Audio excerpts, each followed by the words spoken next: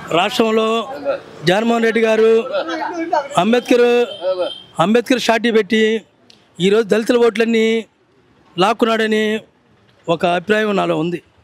ఎందుకంటే అన్ని అడుగుల విగ్రహం పెట్టడం అంటే ఈ రాష్ట్రంలో జాతీయ పార్టీలు ఉండి ఈ ప్రాంతీయ పార్టీలు ఉండి ఒక జగన్మోహన్ రెడ్డి గారే ఈరోజు దళితులకి న్యాయం చేశారని నమ్ముతూ ఇక ముందులో ఇటువంటి కార్యక్రమాలు ఎన్నో చేయాలని ఆకాంక్షిస్తూ జగన్మోహన్ రెడ్డి గారికి ఓట్లు వేస్తారని. ఓట్ల కోసం కదమ్మా, అది ఆయన రాజ్యాంగ నిర్మాత డాక్టర్ బిఆర్ అంబేద్కర్. రాజ్యాంగాన్ని రాసింది డాక్టర్ బిఆర్ అంబేద్కర్. ఈరోజు దళితులు కానీ అనవర్గాల వర్గాలు కానీ మైనార్టీలు కానీ అన్ని అనగాని వర్గాలు కూడా ఈరోజు సామాజిక వర్గంలో బతుకుతున్నారండి. ఈ సమాజంలో అదే రాజ్యాంగం రాసిన స్ఫూర్తితోటి బతుకుతున్నాం. రాజ్యాంగ నిర్మాత కాదు ఆ స్టాట్యూ అతను పెట్టాడు, అతనిగా ఘనత ఉంటుందని నమ్ముచూ దళితులంతా కూడా ఆయన పక్షాన ఉంటారని నేను ఆశిస్తున్నాను. దళితులకి ఏం అన్యాయం జరగలేదమ్మా. ఇప్పుడు చెప్పులు కుట్టేవాడికి 3,000 రూపాయలు ఇస్తున్నారు, డప్పు కుట్టుకునేవాడికి కళాకారులకు 3,000 రూపాయలు ఇస్తున్నారు, ప్రతి కార్మికుడికి 3,000 రూపాయలు ఇస్తున్నారు, వృద్ధాపించిన 3,000 రూపాయలు ఇస్తున్నారు. దళితులకి ఏమన్నా లేదు, ముస్లిం మైనార్టీలకి ఏమన్నా లేదు. ఇప్పుడు పెళ్లి కానుక చంద్రబాబు గవర్నమెంట్లో 40,000 ఇస్తే దళితులకి ఈరోజు 1,00,000 రూపాయలు ఇస్తున్నారు. ఇప్పుడు ముస్లిం మైనార్టీలకి ఆ రోజు 60,000 ఇస్తే ఈరోజు 1,50,000 రూపాయలు ఇస్తున్నారు. అది అందరికీ తెలిసిన సత్యమే. కాకపోతే ఏదో పార్టీలు చెప్పుకుంటా పబ్బం పడుకుంటా ఉన్నాయి కానీ ఈరోజు చేసే పథకాల్లో కానీ పనిలో కానీ నిష్పక్షపాతంగా ఉందని నేను ఆశిస్తున్నాను.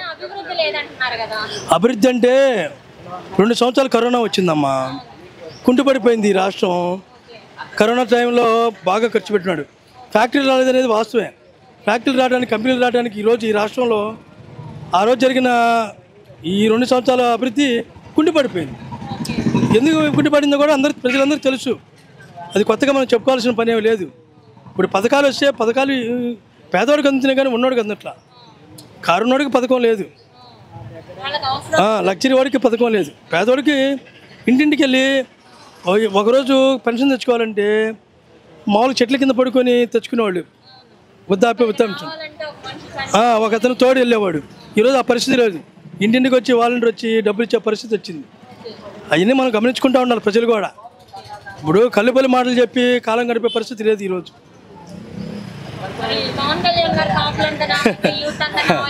పవన్ కళ్యాణ్ గారి గురించి చెప్పాలంటే పవన్ కళ్యాణ్ గారికి గంటకు ఒక పార్టీ పెడుతున్నాడు, పండుగ ఒక మాట మాట్లాడుతున్నాడు. మన మోడీ అంటాడు, ఈరోజు చంద్రబాబు అంటాడు, రేపు ఇంకోడు అంటాడు. అతనికి స్తబ్దత లేదు, ఒక మాట నిలకడలేదు. అతని గురించి మాట్లాడుకోవడం కూడా చాలా తక్కువే. మనం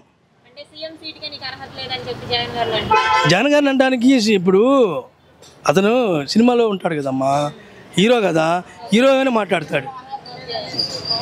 రాజకీయ నాయకుడు మాట్లాడలేదు కాదు.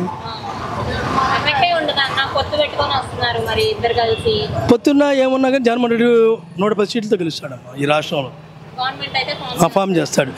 ఎంపీ టికెట్లు కూడా దాదాపు మొన్న అయితే ఎన్ని వచ్చినాయో అన్ని ఎంపీ టికెట్లు కూడా వస్తాయి, రాజ్యసభలో కానీ లోక్సభలో కానీ.